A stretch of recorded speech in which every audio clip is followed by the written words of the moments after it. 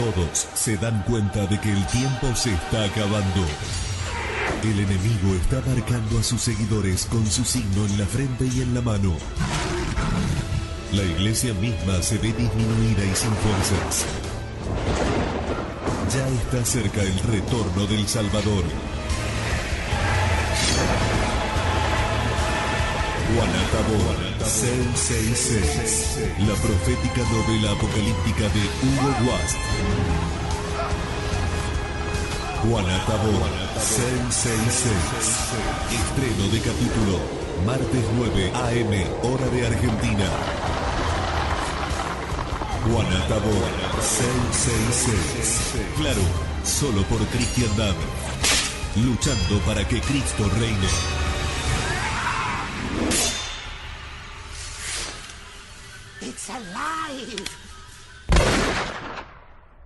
Hoy comenzamos, por gracia de Dios, este encuentro con Hugo Wast y esta novela apocalíptica, Juana Tabor 666. La primera vez que tomamos contacto con esta novela y la imaginamos en la radio. Es muy difícil llevar adelante en un programa de radio una lectura de una novela con personajes, con ambientes. Trataremos de hacerlo lo mejor posible, pero antes de comenzar quisiera informarle que esta novela contiene profecía, que don Hugo Wast conocía de antemano por revelación divina, así lo entendemos, muchas de las cosas que están sucediendo hoy en la iglesia y en el mundo. Y para darle un marco referencial, debo decirle que esta novela fue escrita en el año 1941, en la ciudad de Catamarca, aquí en la República Argentina. Año 1941 nos ubica en el principio, prácticamente, de la Segunda Guerra Mundial. Aún no se conocía la bomba atómica. Aún muy lejos estaba de conocerse los teléfonos celulares o la transmisión satelital de imágenes, la televisación a distancia, la televisión misma en pañales. Tarjetas electrónicas, como decíamos, celulares, dinero electrónico, todo esto irá apareciendo en esta verdadera profecía que es Juana Tabor. El gran momento es el momento apocalíptico. Está a punto de regresar nuestro Señor, está a punto de desatarse la llegada del anticristo, el reino del anticristo. Entonces, en la visión de quien es el autor de esta novela, vuelvo a decir, novela apocalíptica, se encuentra esta visión de todos aquellos que, al tener que enfrentarse con el tremendo texto apocalíptico, no sabían ubicar, por ejemplo, lo que es la gran apostasía. Siempre se pensó esto como un fenómeno extraño a la iglesia. Hoy nosotros conocemos la triste realidad. Justamente la gran apostasía está dentro de la iglesia, en sus propios miembros. La gran inmensísima mayoría hoy no es católica, aunque haya sido así bautizada, aunque crea serlo, aún yendo a misa.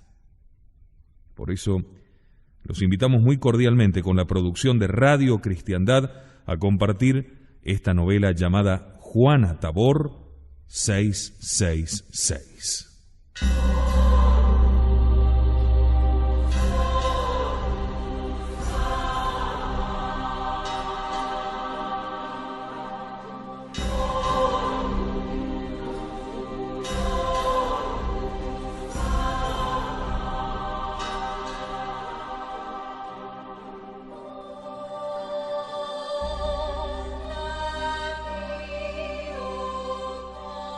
Capítulo primero. 200 años después de Voltaire.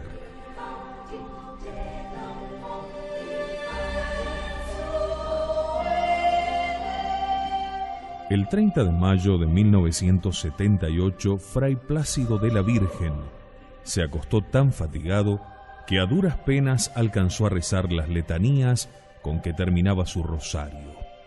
y se durmió profundamente. Debió parecerle deliciosa la tabla del camastro en que se tendía vestido conforme a la regla y blando el leño mal desbastado de su almohada.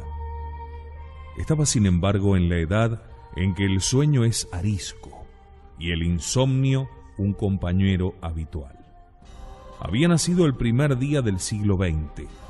Tenía, pues, 78 años. Su jornada comenzaba antes de la medianoche. El rezo de su breviario y algunas devociones le llevaban 3 largas horas. La misa, media hora. El confesionario, a veces 1 hora, a veces 4 o 5 o más, si venían muchos penitentes que hablaran, claro, esto sí, en latín o en castellano, los únicos idiomas que él conocía, ya que nunca pudo ni quiso aprender el esperanto, la lengua universal, desde 1960. A media mañana recibía las visitas de los que necesitaban sus consejos o sus socorros.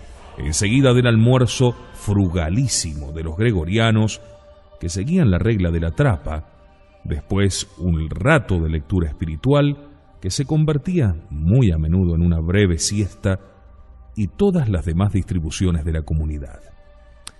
Salía poco o más bien nada de aquel viejísimo caserón que era su convento. Ese día tuvo que predicar un largo panegírico de San Gregorio, con motivo de haberse consagrado en su iglesia 6 jóvenes sacerdotes celebrantes de primera misa. No serían muchos en el público que llenaba las 3 naves los que entendieron su sermón, porque lo dijo en latín. De haberlo dicho en castellano, lo habrían entendido aún menos. Fray Plácido de la Virgen pertenecía a una de las más ilustres congregaciones religiosas, la de los gregorianos, que iba extinguiéndose como una lámpara que quema las últimas gotas de su aceite. Después de haber tenido centenares de casas en el mundo, pobladas con millares de frailes, ya no le quedaban más que 3 o 4 conventos agonizantes. Como una inmensa hoguera mordida por los siglos, sus ramas antes frondosísimas habían ido secándose sin que otros retoños brotaran de la vieja raíz. Alguien pensaba que el mundo iba entrando en la época del enfriamiento religioso que precederá al fin de los tiempos, o al segundo advenimiento de Cristo, conforme a las palabras del propio Jesús. Cuando viniere el Hijo del Hombre, ¿os parece que hallará fe sobre la tierra? Todavía, sin embargo, existían vocaciones. Muchedumbres de jóvenes sentían el llamado a una vida más alta, sacrificaban su juventud, abandonaban la imperfecta libertad de este mundo y compraban la libertad de Cristo, que consiste en someterse para siempre a la voluntad ajena. Mas era para ingresar en otras órdenes religiosas, y sólo muy de tarde en tarde la iglesia de los gregorianos celebraba una fiesta como la de este día. Uno tras otro, como bueyes viejos, iban cayendo sus frailes en el surco de la inconclusa tarea, con una muerte plácida y edificante. Los ángeles se apoderaban de sus almas. Sus compañeros, salmodiando el oficio de difuntos, tendían el cadáver sobre la misma tabla que durante tantos años fue su lecho. Conforme lo dispone su regla, le clavaban el hábito al contorno del cuerpo, y sin otro aderezo, lo metían en una fosa recién cavada en la jugosa tierra del Camposanto, para que bajo la sombra de piadosos cipreses se disolviera aguardando la resurrección de la carne. En una esquina de aquel terreno había un lapacho, un gran árbol seco desde hacía 200 años. Los frailes no volteaban su inmenso tronco inútil, porque en sus ramas estériles se posaban las palomas de su campanario, y porque, afirmaba una antigua tradición, ese árbol volvería a florecer en la primavera en la cual muriera el último papa, es decir, ante la víspera misma de la segunda venida de Cristo. Acabada la ceremonia del entierro, cada fraile volvía a sus trabajos, un poco más triste y algo más solo también, porque ningún novicio reemplazaba al difunto, y su celda rápidamente se convertía en refugio de musarañas y murciélagos. Con qué dolor Fray Plácido de la Virgen, superior del convento, presenciaba la extinción de su orden. 10 años, 20 años más, y no habría nadie en el mundo que vistiera aquel blanco sayal de lino que el fundador prescribió, inspirado en el que describe Daniel en sus visiones, ceñida a la cintura con una banda de oro de Ufaz. Por ello, si a las cansadas presentábase un joven pidiendo el hábito, su viejo corazón cantaba un Te Deum. Después de penosas alternativas, en que más de una vez el convento de Buenos Aires hubo de cerrarse, en aquel 30 de mayo de 1978, dijeron su primera misa 6 nuevos sacerdotes, y entre ellos uno famoso ya por su austeridad y su talento. Fray Simón de Samaría tenía 30 años al ordenarse. La dura regla gregoriana no apagó su espíritu.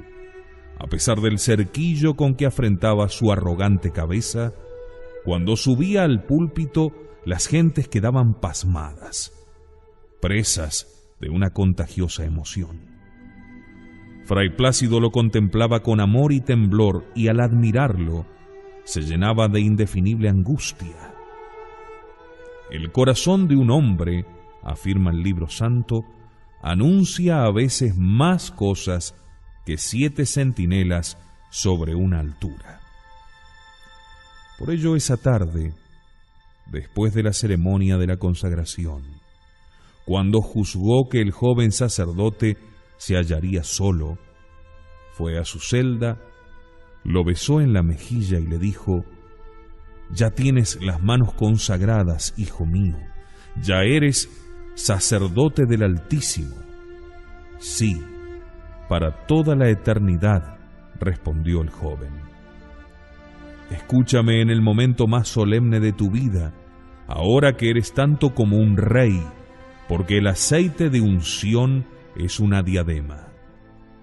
El joven respondió con las palabras de Samuel, pues sabía cuánto agradaban al superior los textos bíblicos: «Habla, Señor, que tu siervo te escucha». Yo he pedido largamente al Señor que suscitara en nuestra orden un hombre capaz de darle el brillo que le falta, a fin de que, a la manera de otras órdenes que estuvieron a punto de extinguirse, renaciera, se multiplicara y llenase el mundo. Fray Simón escuchaba al superior con los ojos fijos en las baldosas y con las manos en las mangas sueltas de aquel hermoso hábito. Como hizo reflorecer Santa Teresa a las carmelitas y Rancé a los trapenses, así anhelaba yo que alguien hiciera renacer la vocación gregoriana, decía el viejo. Pienso que Dios ha escuchado mi oración, porque cuando veo el influjo que tienen tus sermones sobre el pueblo, no puedo menos que repetir el versículo del profeta con que la Iglesia honra a San Juan Bautista en su vigilia: «He puesto mi palabra sobre tus labios». «Ecce dedi verba mea in ore tuo», murmuró el joven fraile, para mostrar al viejo que recordaba el pasaje, y por su médula corrió un estremecimiento de placer. El superior le miró intensamente, como si adivinase la falla de aquella magnífica armadura, y le dijo: pero, después de cada sermón, enciérrate en tu celda, humíllate, disciplínate y suplica a Dios que te envíe un ángel para que te abofetee y no te deje caer en el orgullo secreto que Él castiga con otras tentaciones, como lo manifiesta San Pablo. Así lo haré, respondió mansamente Fray Simón. El superior lo miró con el rabillo del ojo y prosiguió: ay de ti si no pudieras llegar a la humildad sino a través de las caídas. Ten por seguro que el Señor permitirá las más bochornosas tentaciones para que aprendas cuán poco valemos sin su gracia. Eso ya lo sé, Padre, por mi teología. Bueno, quiera Dios que no tengas que aprenderlo por la experiencia. Perdóneme usted, replicó sorprendido el joven, pero dígame con franqueza, ¿ha encontrado algo en mí que le causa inquietud? No era un día de andar explicándose con demasiada precisión, y el viejo fraile prefirió seguir hablando en general. En el voto de pobreza que has hecho como gregoriano, debes incluir no solo la renuncia a toda propiedad material, sino también a toda propiedad espiritual. ¿Las virtudes son eso que usted llama propiedades espirituales? ¿Cómo puede renunciarse a las virtudes? Te lo diré. Las virtudes producen un gusto, una delectación. La perfección está en renunciar a esos gustos espirituales que produce la virtud, porque a la corta o a la larga cautivan la voluntad y hacen creer que todo lo que contraría nuestros gustos espirituales es malo y todo lo que los fomenta es bueno. Realmente, dijo Fray Simón de Samaría, recuerdo haber leído en algún tratado de mística que los gustos espirituales son a veces más peligrosos que los gustos corporales. Y yo estoy seguro, agregó inmediatamente Fray Plácido, de haber leído en las explicaciones de Santa Catalina de Génova que a los gustos espirituales hay que huirles más que al diablo, porque enlazan al hombre. De ellos nace el amor propio, espiritual, con apariencia de bien, infinitamente más peligroso que el carnal, por ser la raíz de todos los males que pueden afligirnos en este mundo y en el otro. La rebelión de Lucifer y de sus ángeles no tuvo otra causa que el amor propio espiritual. Terrible cosa debe ser ese amor, pero cuán difícil no confundirlo con el celo por la gloria de Dios. Mira, yo te enseñaré el secreto para descubrirlo infaliblemente. Dígame, ¿cuál es? La obediencia. Todo lo que hagas en virtud de la santa obediencia a tu regla o a las órdenes de tus superiores es bueno. Todo lo que hagas contrariándola, así sea el sufrir martirio, es malo. Yo soy un hombre de deseos, dijo con melancolía el joven, recordando las palabras del arcángel en la profecía de Daniel, y muchas veces yo mismo ignoro qué vientos me arrebatan. Fray Plácido meneó la cabeza como diciendo: vaya si sabré yo lo que te pasa, hijo mío. Le palmeó cariñosamente el hombro y le repitió las palabras del Kempis: no es santo todo lo alto, ni todo deseo puro. A veces nos mueve pasión y pensamos que es celo. ¿Debo seguir hablándote, hijo mío? Hábleme, padre mío, exclamó Fray Simón con cierta inquietud, porque sentía que los ojos del viejo iban escudriñando hasta el fondo de su alma.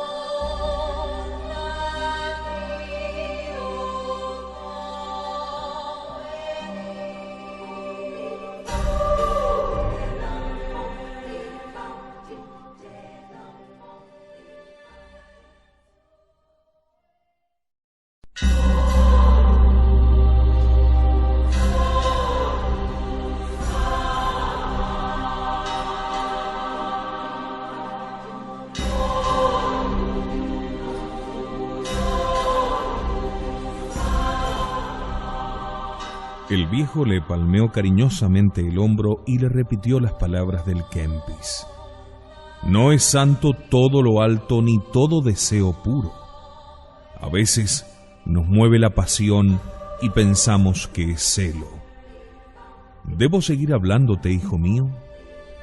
Sí, hábleme, padre mío, exclamó Fray Simón con cierta inquietud, porque sentía que los ojos del viejo escudriñaban hasta el fondo de su alma. El viejo prosiguió así. La piedra de toque de la virtud de un sacerdote es su absoluta adhesión al Papa.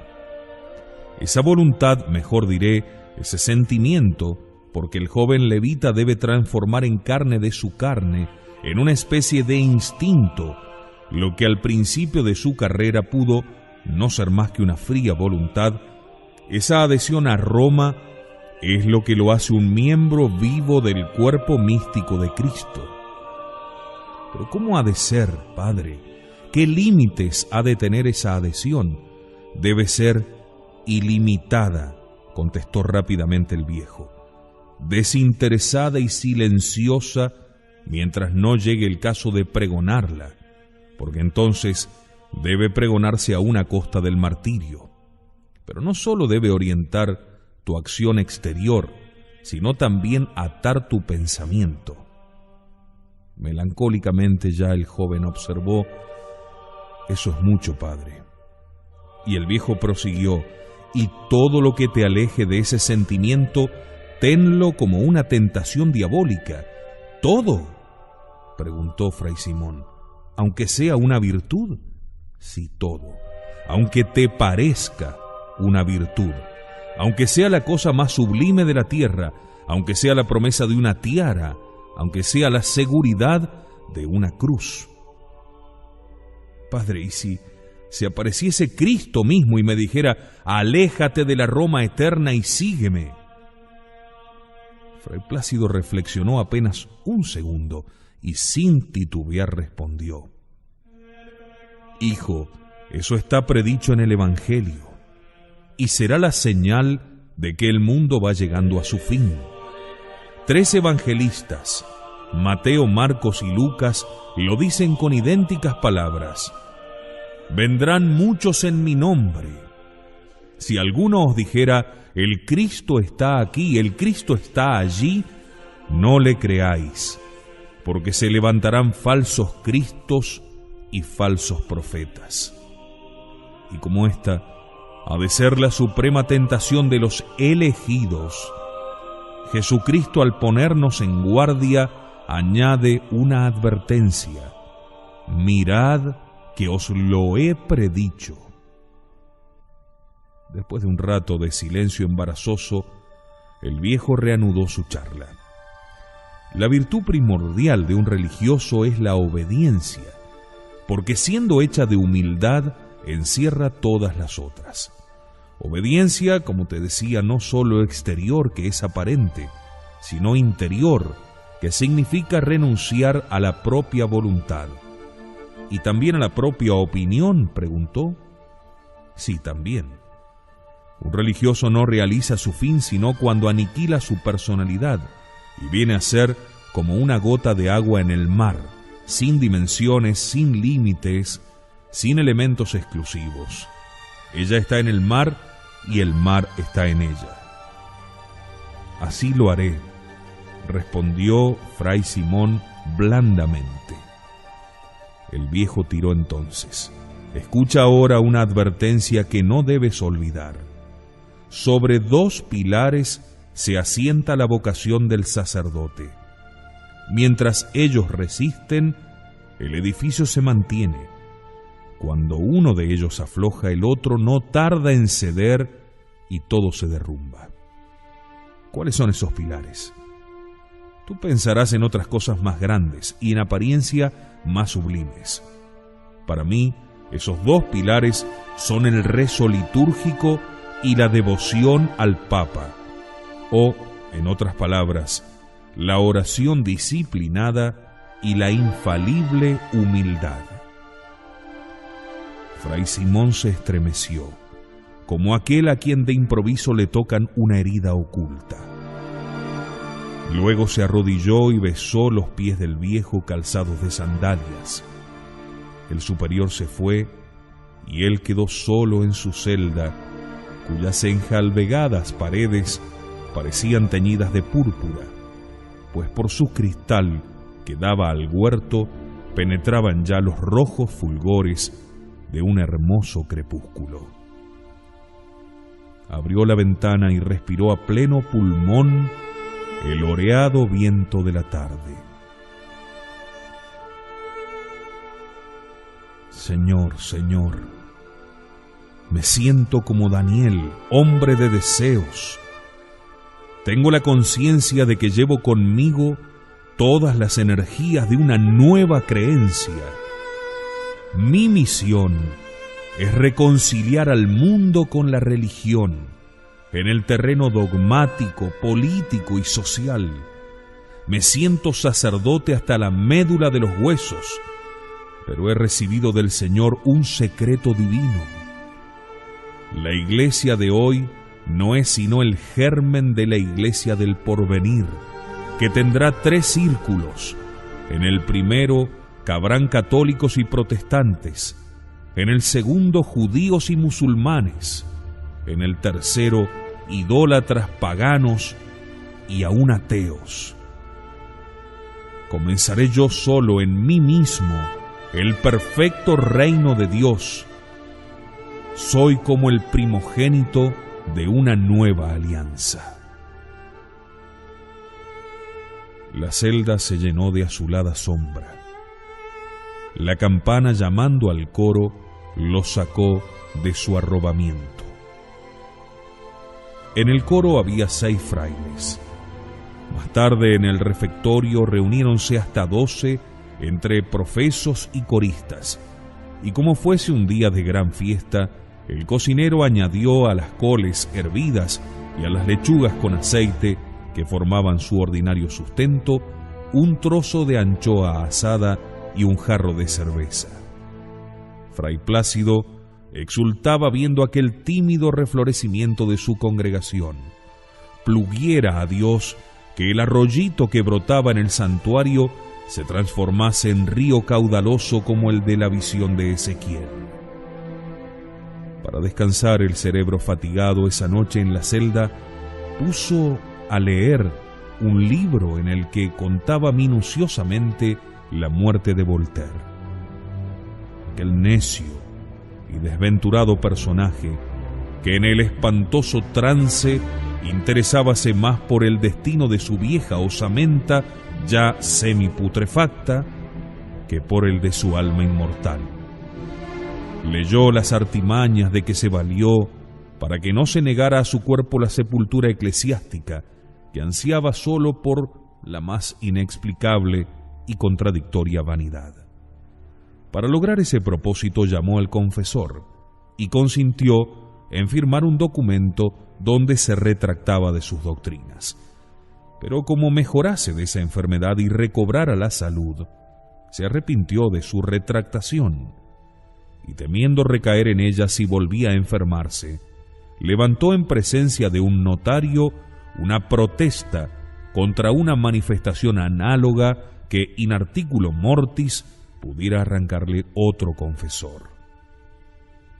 Pasaron nada menos que 35 años. Dios lo esperaba con paciencia infinita. Hallóse de nuevo en trance de muerte y preocupado siempre por el destino de su cadáver, aceptó los auxilios de de Terzac, el cura de San Sulpicio, su parroquia, y extendió la retractación de ritual sin la que ningún sacerdote tenía facultad para absolverlo. Pero el cura sometió el caso al arzobispo, que no aceptó aquel documento redactado con demasiada astucia y exigió algo más categórico.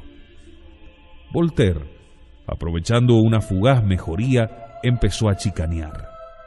De pronto llegó de veras la muerte, y el filósofo expiró, no rodeado de flores y de amigos, y dialogando y sonriendo filosóficamente, según lo imaginaban sus admiradores, sino blasfemando, desnudo, porque su vientre inflamado no soportaba ni siquiera una hebra de hilo, y gritando que le dieran un estanque de hielo para aplacar algo su sed.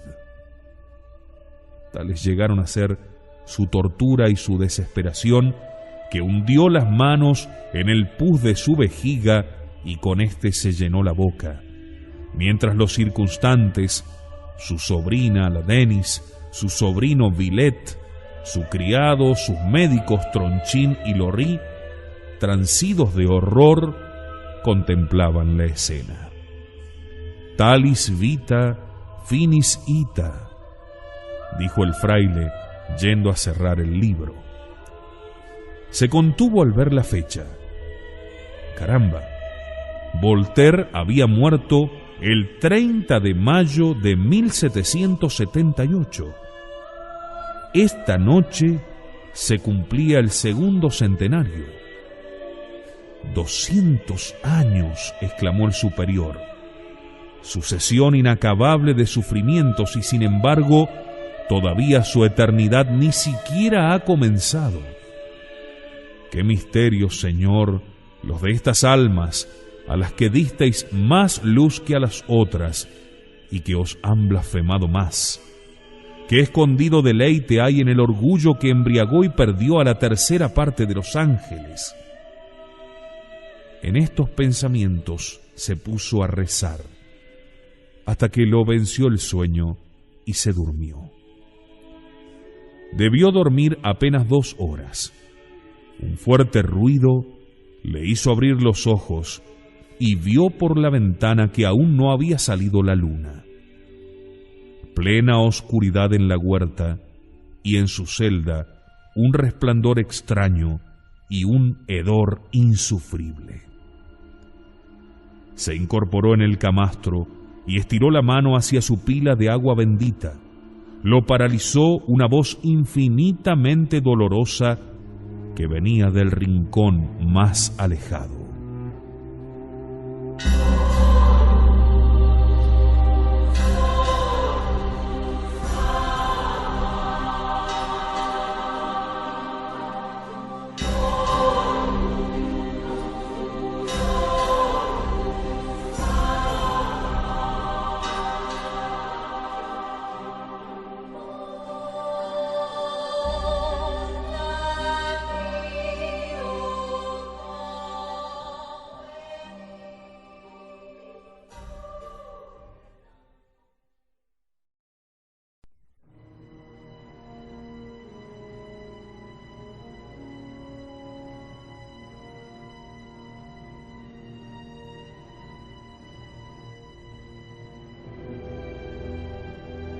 Fray Plácido se incorporó en el camastro y estiró la mano hacia su pila de agua bendita. Lo paralizó una voz infinitamente dolorosa que venía del rincón más alejado de la habitación. Guárdate de tocar esa agua, porque me harías huir. Guárdate de pronunciar exorcismos, si quieres que te comunique los secretos del porvenir. Yo soy el desventurado filósofo cuya muerte viste escrita recién, un sabio a los ojos de los necios y un necio eterno a mis propios ojos. ¿Quieres oírme? Fray Plácido alcanzó a ver la figura de un hombre desnudo, con las carnes calcinadas y consumidas, evidentemente la figura de Voltaire. Habla en nombre de Cristo. No bien pronunció esta palabra, oyó el crujir de aquellos huesos, los vio doblarse hasta arrodillarse sobre las baldosas y escuchó un lamento. ¿Por qué lo llamaste? ¿No sabes que cuando suena ese nombre, todos los habitantes del cielo y del infierno se arrodillan? Tú no puedes ni siquiera imaginarte el suplicio que es para mí, que solamente lo llamo el infame, adorarlo cada vez que otros lo nombran con su verdadero nombre. Habla, no lo nombraré más, dijo el fraile, temeroso de espantar aquella sombra a la que deseaba arrancar su secreto. Y al advertir el rictus de la desdentada calavera, le preguntó perplejo: ¿te ríes, Voltaire?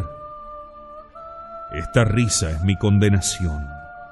Yo he hecho reír a los hombres para que no creyeran en la divinidad del infame, y yo creía y temblaba sabiendo que un día nos encontraríamos frente a frente. Me sentía dotado de una inteligencia portentosa, mayor que la de todos los hombres después de Salomón, y pude elegir entre servir a Dios o alzarme con ella contra Él y ser su enemigo eternamente. Y dijiste como Luzbel, non serviam, sí. Y Él me dio en cambio larguísima vida para que tuviese tiempo de arrepentirme. ¿Y ahora te arrepientes de no haberla aprovechado? No. Arrepentirse es humillarse, cosa imposible en la miserable condición de mi alma. Si yo volviera a vivir, volvería a condenarme. Explícame ese horrible misterio. Durante 60 años fui festejado y aplaudido como un rey. Poetas, filósofos, príncipes, mujeres se pasmaban de admiración ante la más trivial de mis burlas. ¿Y tú te admirabas también de ti mismo? Yo, a medida que avanzaba la vejez, sentía mayor asco del objeto de aquella admiración de hombres y mujeres, pues cada vez que abría mi boca, antes que ellos sintieran el rumor de mis palabras, yo olía el hedor de mi aliento. Pero si era nauseabunda la fetidez de mi boca, era incomparablemente peor la hediondez de mis pensamientos. Ellos me consideraban un semidios y yo los despreciaba. Sentía pudrirse mi carne, envoltura del alma inmortal. ¡Ay de mí! Durante 84 años esa carne que iba disolviéndose era mi única defensa contra el infame. Mientras yo, es decir, mi voluntad, subsistiera atrincherada en esa carne, podría seguir lanzando mi grito de guerra: aplastad al infame. Cristo vive, Cristo reina, Cristo impera, exclamó horrorizado el viejo, sin pensar en las consecuencias de esa triple alabanza. Voltaire, con indescriptible lamento, dijo ¡ay! Y otra vez se oyó el siniestro crujir de sus rodillas quemadas, que se doblaron hasta el suelo, y se vio la macabra figura postrarse de hinojos. Este es mi tormento mayor, dijo, confesar su divinidad. El fraile murmuró entonces para sí mismo: in nomine Iesu omne genuflectatur celestium terrestrium et infernorum. Y añadió en voz alta: ¿acaso, Voltaire, no temías a Dios? Claro que lo temía. Oh miseria y contradicción de mi soberbia. Cuando pensaba en la muerte me aterraba. Hubiera dado mi fortuna, mi fama y mis libros por un solo gramo de humildad, la semilla del arrepentimiento. Pero la humildad no es natural, es sobrenatural. Un hombre sin ojos podría ver más fácilmente que un hombre soberbio decir: pequé, Señor, perdón. Ver sin ojos es contranatural. Una fuerza natural puede modificarse por otra fuerza natural, pero arrepentirse sin humildad es contra lo sobrenatural. Infinitamente más allá de la fuerza del hombre, se necesita la gracia divina. ¿Y que por ventura Dios no te la dio? Claro que sí, a torrentes. Pluguiera el cielo que no se me hubieran dado tantas gracias, pues al juzgarnos en esta sombría región se tienen más en cuenta las gracias rechazadas que los pecados cometidos. Sigue, Voltaire, te escucho ansioso. Cuando uno ha rechazado obstinadamente durante 20 años, 30, medio siglo, los auxilios sobrenaturales de gracia, Dios lo abandona a su simple fuerza natural, la inteligencia y la voluntad. Yo veía mi destino si no me humillaba, pero humillarme hubiera sido un milagro, y mi orgullo me embriagaba diciéndome que yo, hediondo y aguzanado como estaba, podía por mi libre albedrío resistir a la gracia, complacerme en mi fuerza y luchar contra Dios. ¡Qué delirio! Hacer lo imposible aún para las estrellas de los cielos y los mismos arcángeles, resistir a Dios.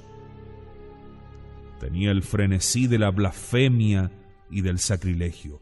Por burlarme del infame, comulgué muchas veces sacrílegamente delante de mis criados, y mis amigos me aplaudían y me imitaban, y así llegué al día del espanto.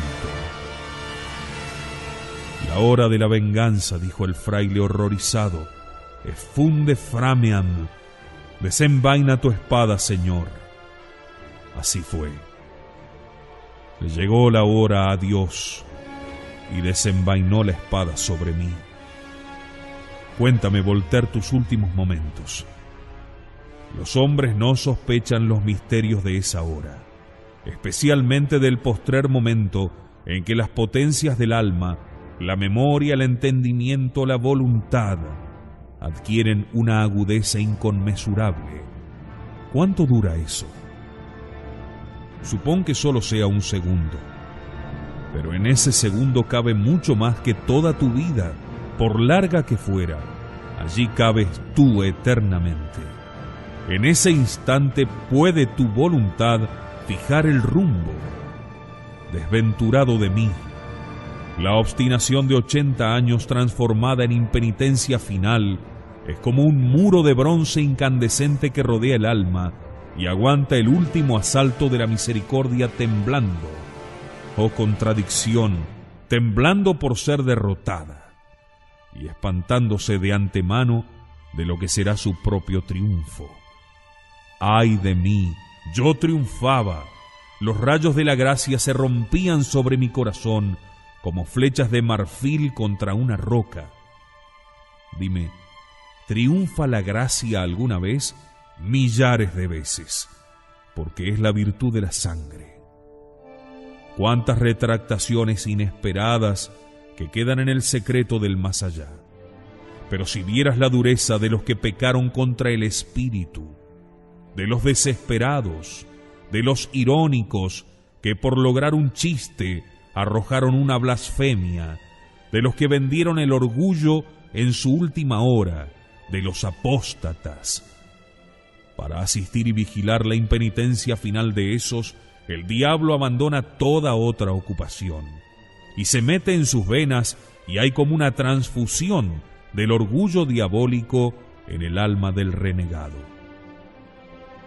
Fray Plácido murmuró: los hombres no conocen las profundidades de Satanás.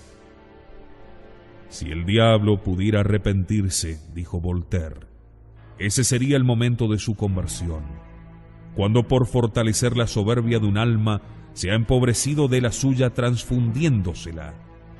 Ay, cuando se llega a esas profundidades, el alma se hunde voluntariamente en su destino. ¿Voluntariamente?, interrogó el fraile. ¿Qué te sorprende? Escucha, yo he firmado con mi propia mano mi eterna condenación, y la volvería a firmar 100 veces, con pleno discernimiento, antes de humillarme y decir: pequé, Señor, perdóname. Pero no cabe en mi mente, replicó Fray Plácido aterrado, que sea verdad el que si volvieras a vivir, volverías a merecer tu condenación. Sí, 100 y 1000 veces. En el último instante de mi vida, cuando por aliviar mi tremenda sed me llené la boca de inmunda materia y arrojé aquel espantoso alarido que ha quedado en mi historia. Cuando mis ojos se cuajaron, todos me creyeron muerto, pero yo estaba vivo, arañando el barro podrido de mi carne, que todavía por unos segundos me libraba de caer en las manos de Dios. todavía allí podías arrepentirte. Sí. Y se me apareció el infame, con su corona de espinas y las llagas abiertas en manos y pies, el pecho ensangrentado y un papel sin firma que era mi sentencia. Yo que te redimí con mi sangre, me dijo, no la firmaré, pero te la entrego a ti para que tu libertad disponga. Durante un segundo en que vi mi pasado y mi porvenir, sopesé las consecuencias. Ya ni siquiera tenía que pedir perdón. El infame se adelantaba a ofrecérmelo. Bastábame aceptarlo confesando que pequé. El mundo ignoraría hasta el día del juicio aquella retractación y yo me salvaría. Imposible. Durante 60 años combatí contra el infame. Si ahora aceptaba su perdón, la victoria sería suya. Si lo rechazaba, yo, gusano de la tierra, que no tenía más que medio minuto de vida, me levantaría hasta él y haría temblar los cielos con mis eternas blasfemias. Pero era tal el horror de mi destino que vacilé.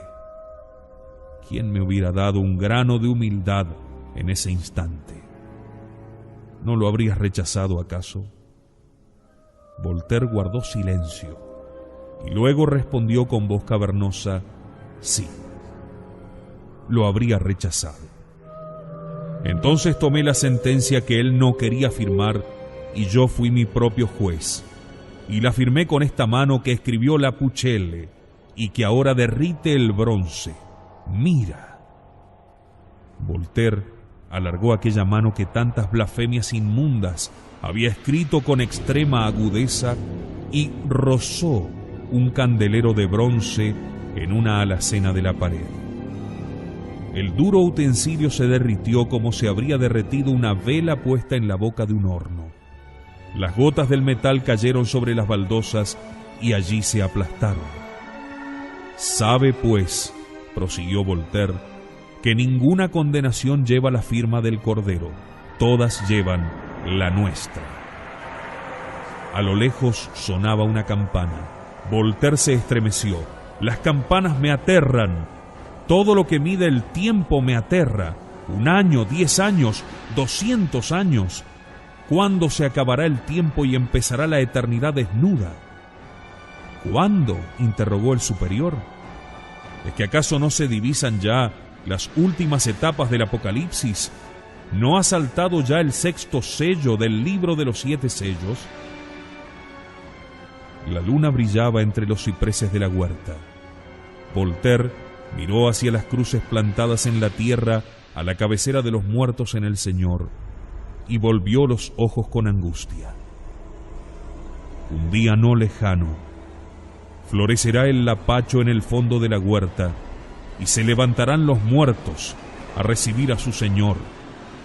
Tú, que no morirás hasta su venida, subirás con ellos, los resucitados en los aires, para acompañar al que vendrá a juzgar a los vivos y a los muertos. Pero antes habrá venido el anticristo. Sí, exclamó Voltaire. Esa será la época en que el infame será vencido en el catolicismo y en sus santos. Vosotros, los frailes, creéis invencible al catolicismo. No, sabed que será vencido. Ya lo sé, respondió Fray Plácido. Es de fe que será vencido, mas solo por un tiempo. El Apocalipsis anuncia que la bestia del mar, o sea, el anticristo, dominará todos los pueblos, lenguas y naciones, y hará guerra a los santos y los vencerá, lo cual le será permitido durante 42 meses. Pero eso tardará mucho todavía, Voltaire. ¿Quiénes se equivocan? ¿Los que creen que faltan miles y miles de años para la venida del anticristo?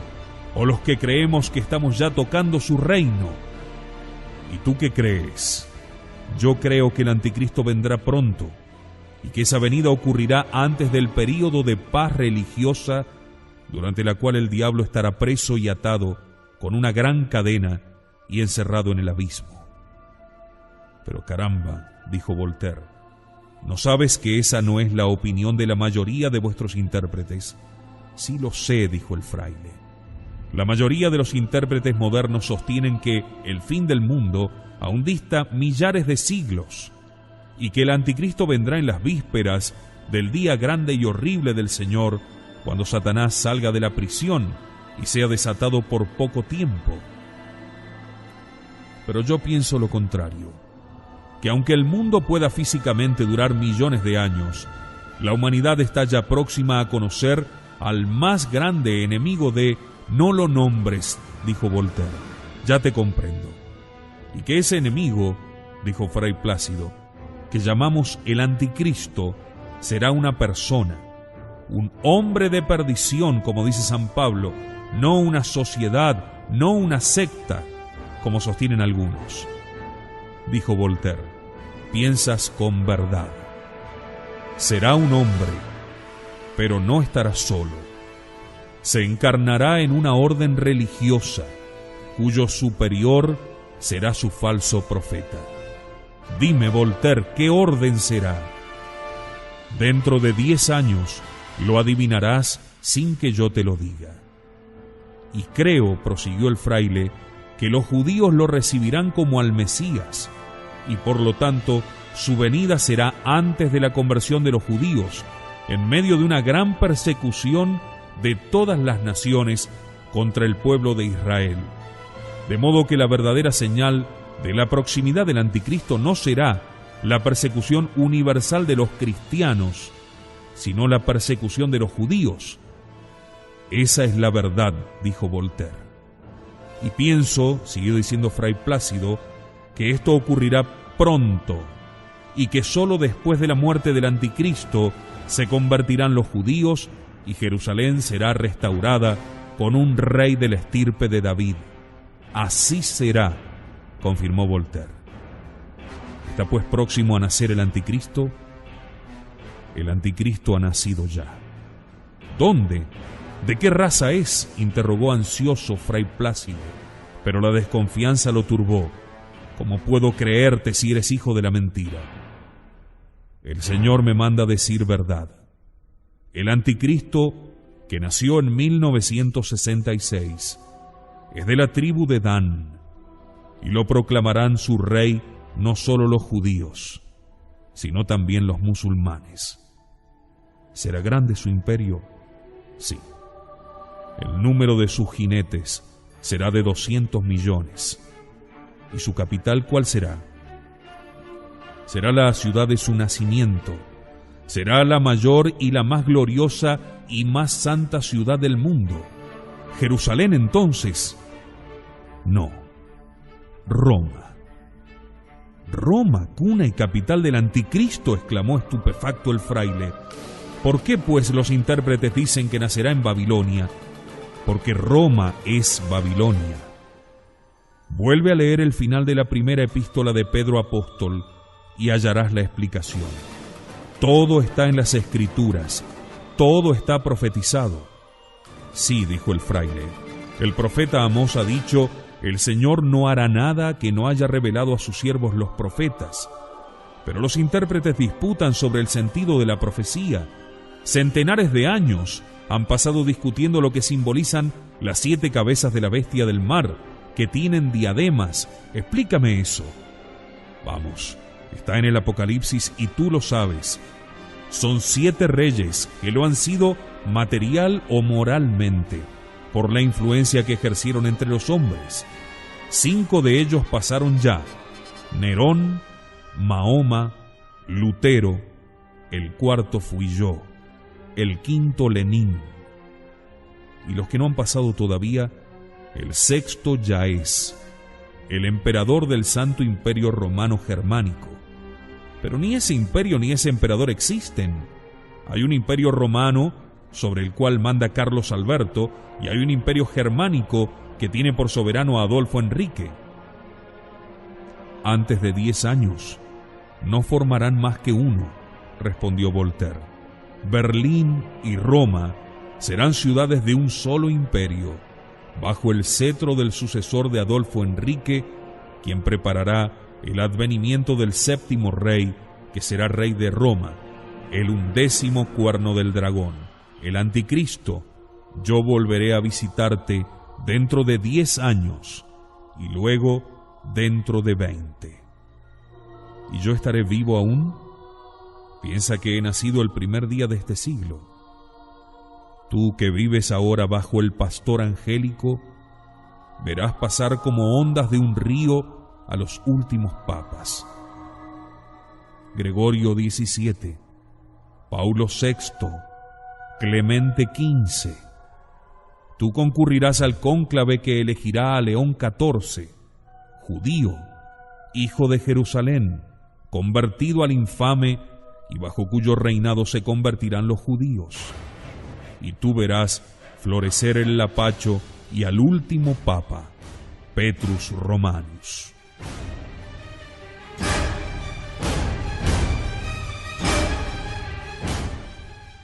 ¿Seré cardenal por ventura?, preguntó Fray Plácido. No necesitarás serlo, dijo Voltaire.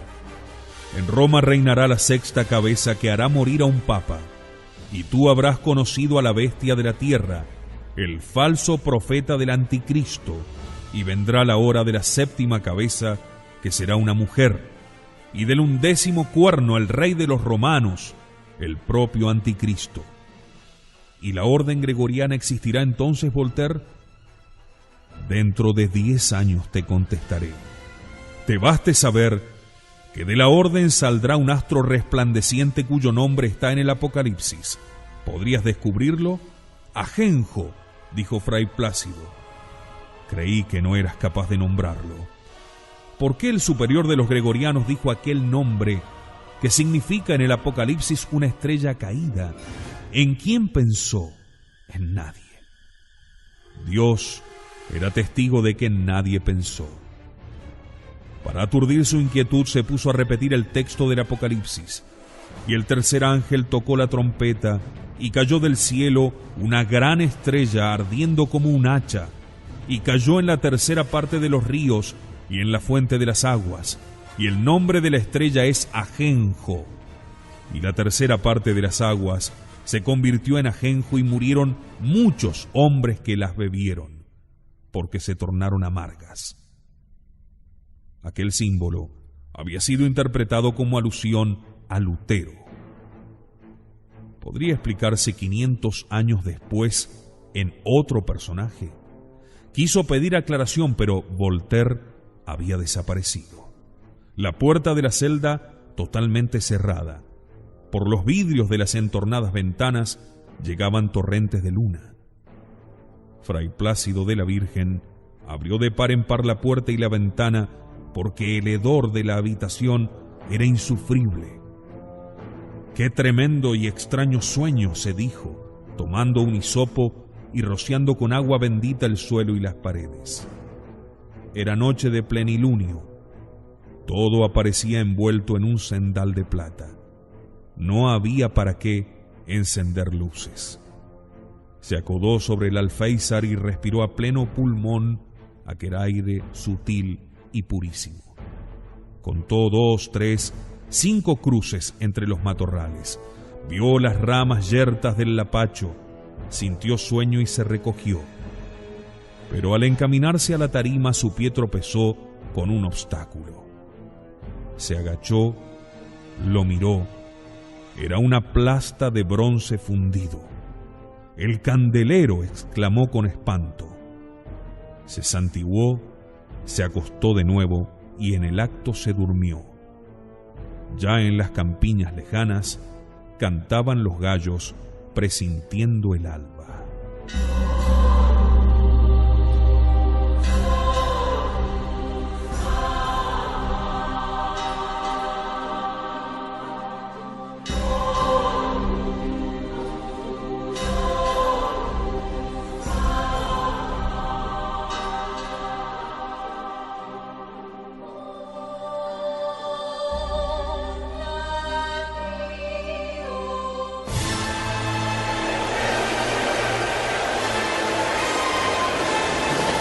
Todos se dan cuenta de que el tiempo se está acabando. El enemigo está marcando a sus seguidores con su signo en la frente y en la mano. La iglesia misma se ve disminuida y sin fuerzas. Ya está cerca el retorno del Salvador. Juana Tabor 666, la profética novela apocalíptica de Hugo Guast. Juana Tabor 666, estreno de capítulo, martes 9 AM, hora de Argentina. Juana Tabor 666, claro, solo por cristiandad, luchando para que Cristo reine.